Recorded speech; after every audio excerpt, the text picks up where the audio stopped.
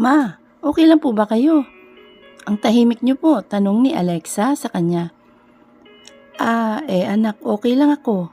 Mag-usap na lang tayo mamaya. Pag-uwi sa bahay, sagot niya sa kanyang malumanay na boses.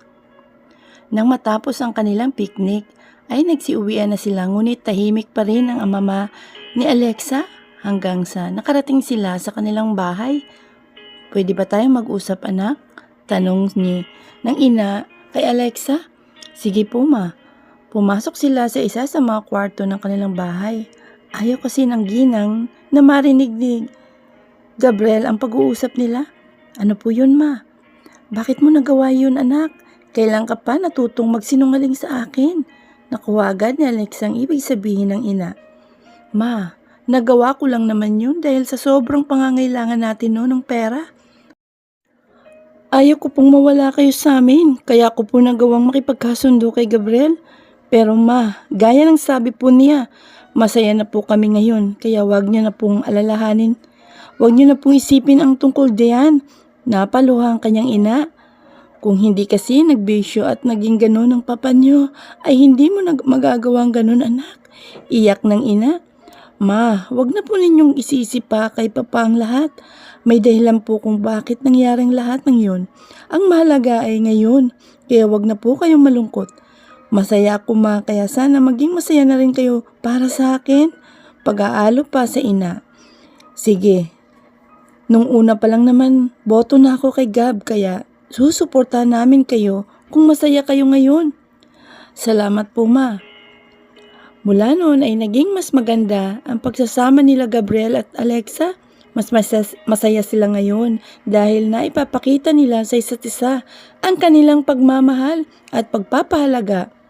At ang mga magulang nila ay nasa likod lang nila na handa silang tulungan. Naging mas malago ang negosyo nila Gab mula nung doong magtrabaho si Alexa at bawat araw ay hindi nila nararamdaman ang pagod dahil palagi silang magkasama umaga hanggang gabi. Ngunit sa kabila ng kasiyahang nararamdaman ni Alexa ay hindi pa rin niya maialis sa kanyang isip ang amang matagal din wala na silang balita. Sa tingin mo kaya Gab, may paraan pa ba na mahanap namin ang isang taong matagal nang nagtatago? Tanong niya kay Gab habang nakahiga sila sa kanilang kama isang gabi. Pwede, bakit?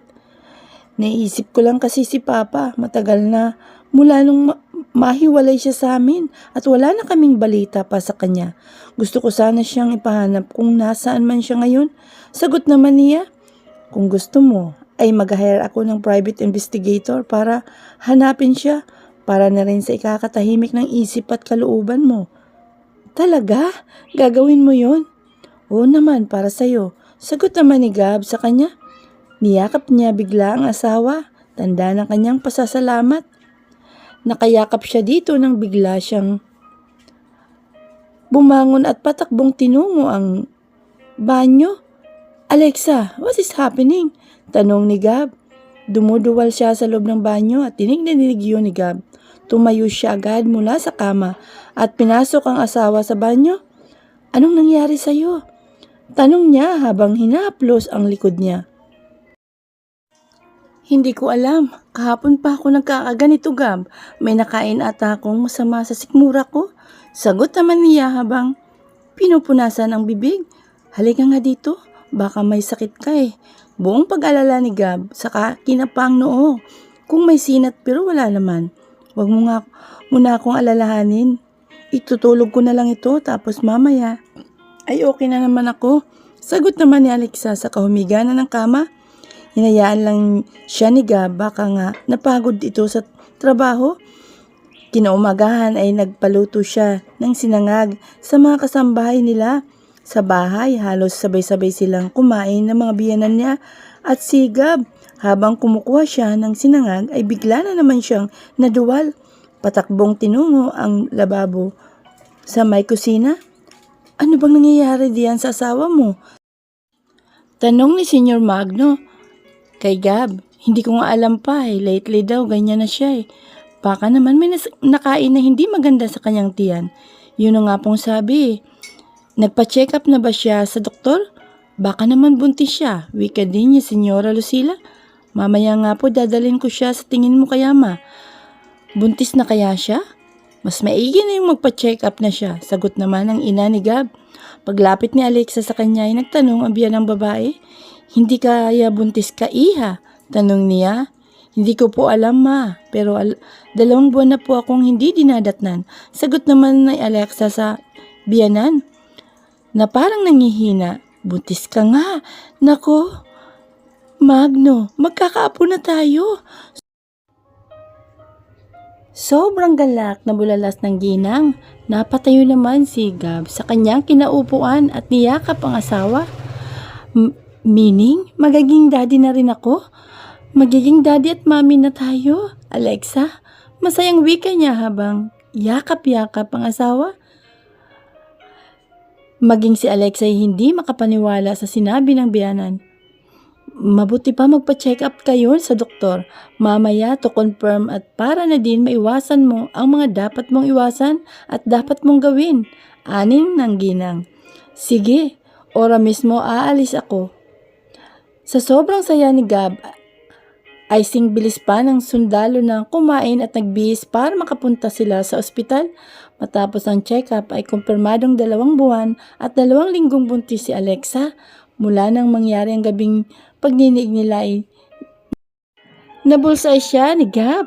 Dahil sa masilang pagbubuntis ni Alexa ay napagdesisyonan nilang wag na muna itong magtrabaho para maalagaan niya ang kanyang katawan at ang bibi nila.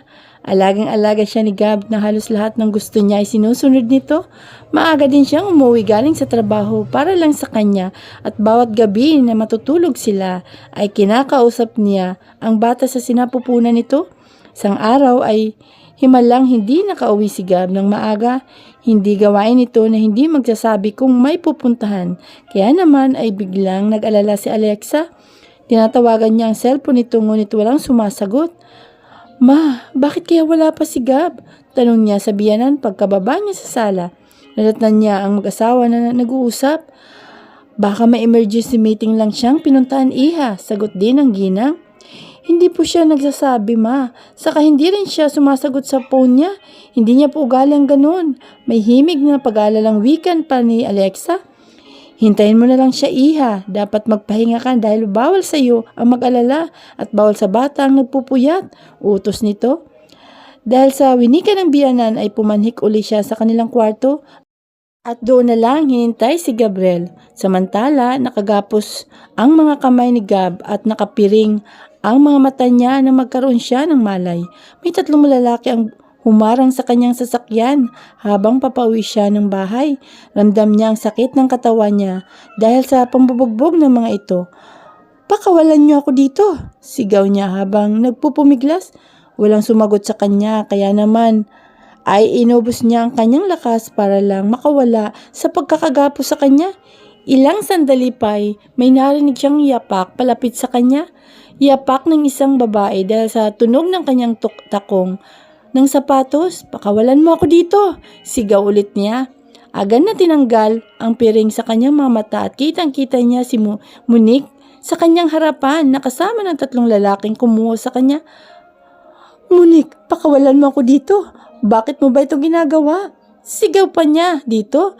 Isang matunog na sampal ay binigay ni Monique sa kanya. Nakalimutan mo na ba ang pagpapahiyang ginawa mo sa akin? Kung nakalimutan mo na, pues, ako hindi. Sagot pa ni Monique at kitang-kita sa kanyang mukha ang galit. Mag-asawang sampal ulit ang ibinigay niya.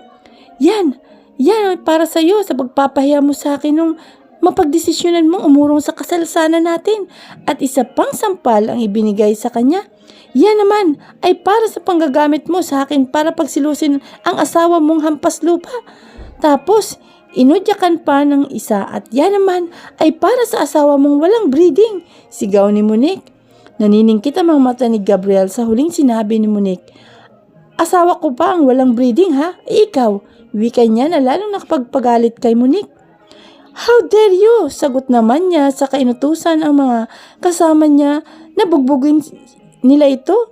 Hindi mabilang na suntok at sipa sa buong katawan ang naranasan ni Gabriel ng mga oras na yun. Wala siyang magawa kundi tanggapin ang lahat ng mga yun dahil nakagapos ang kanyang mga kamay. Tumigil lang sila nang mapansing na wala na siya ng malay. Hindi na niya alam ang sumunod na nangyari matapos yun. Isang tawag sa telepono ang natanggap ni Alexa. Mag-aalas 4 na ng madaling araw. Boses ng isang babae gamit ang cellphone ni Gabriel. "Sino to?" agad niyang tanong. "Ito po bang asawa ni Mr. Gabriel Villafuerte?" Balik tanong ng babae. "Oo, ako nga. Bakit nasa sayo ang cellphone ng asawa ko?" "Mrs. nasa hospital ho siya kasi isinugod po siya ng isang lalaki kanina. Naduguan at walang malay," paliwanag ng babae. Isa pala itong nurse sa hospital, pinagdalhan kay Gabriel. May nakakita daw sa kanya na nasa gilid ng daan kaya tinulungan ito ng lalaking nakakita. Agad na kinuha ni Alexa ang lokasyon ng ospital at agad na ginising ang mga biyanan. Ibinalita ang natanggap na tawag at dali-dali silang umalis. Hindi na niya alintana ang kanyang kalagayan. Makita lang si Gabriel. Nang marating nila ang ospital ay agad na hinanap si Gabriel. Agad naman na iginaya sila sa kwartong kinaroroonan nito. Puno ng pasa ang mukha nito na halos hindi na makilala sa dami ng tinamong bugbog. Napatda ang mga magulang nito nang makita ang kalagayan ng anak. Ganon din si Alexa na napayak na makita siya. Agad siyang lumapit dito. Gabriel! Yugog niya dito pero hindi pa rin ito gumigising. Lumapit sa kanilang doktor. Grabe ang tinamo niyang bugbog sa ulo at katawan niya, Mrs. Pero wag po kayong mag-alala. Ligtas po siya. Mabuti at walang grabing nangyari sa kanya at saka hindi nagkaroon ng impact sa kanyang ulo. Dadaanin na lang po natin sa gamot ang mga sugat niya. Mawawala din po ang mga yan. Paliwanag pa ng doktor. Agad naman na nakahinga na maluwag ang mag-asawa.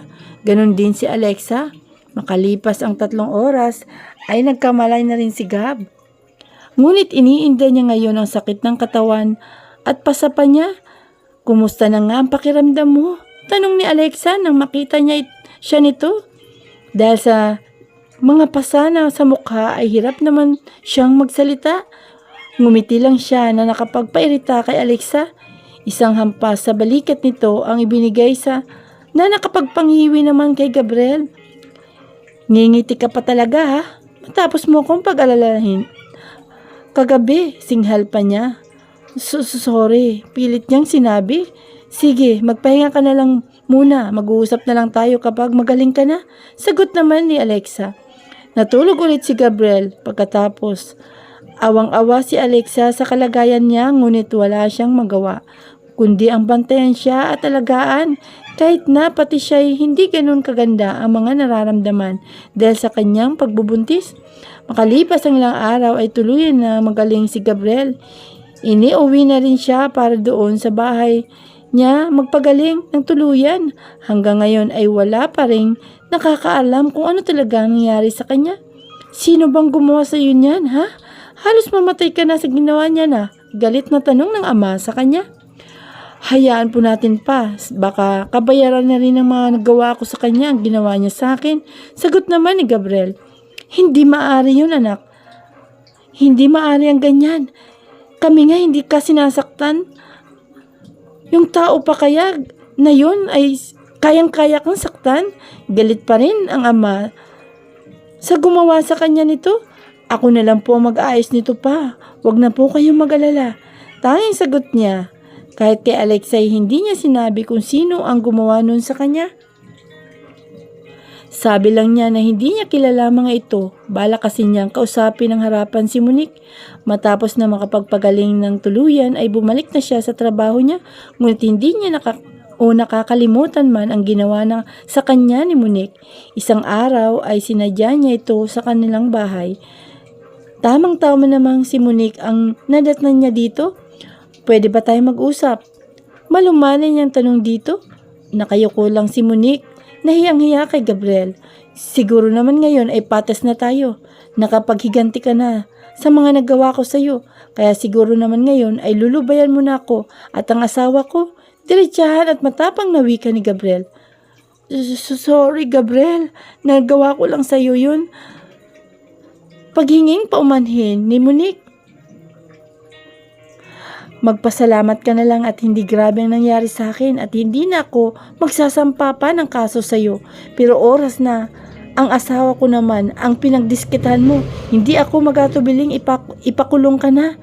Banta pa ni Gabriel sa kanya. Gusto ko lang humingi ng dispensa. Alam kong mali naman maghiganti ako kaya patawarin mo na ako at saka hindi na yun mauulit. Sabi pa ni Monique sa kanya.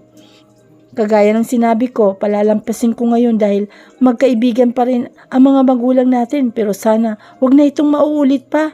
Ani Gab sa kanya. Sunod-sunod na oo naman ang sagot ni Monique sa kanya. Matapos noon ay hindi na niya nakita si Monique dahil umalis daw ito patungong Maynila. Makalipas ang ilang buwan ay nakatanggap ng balita si Gabriel sa inupahan niyang private investigator para hanapin ang papa ni Alexa. Sabi nito ay nasa Pampanga daw ang ama agad na kinausap ni Gabriel ang investigador para sunduin ang biyan ng lalaki. At dalhin kina Alexa, hindi niya yon sinabi sa asawa dahil gusto niya ay masurpresa ito. Matapos ang ilang araw ay dinala ng investigador ang matanda sa kanyang opisina.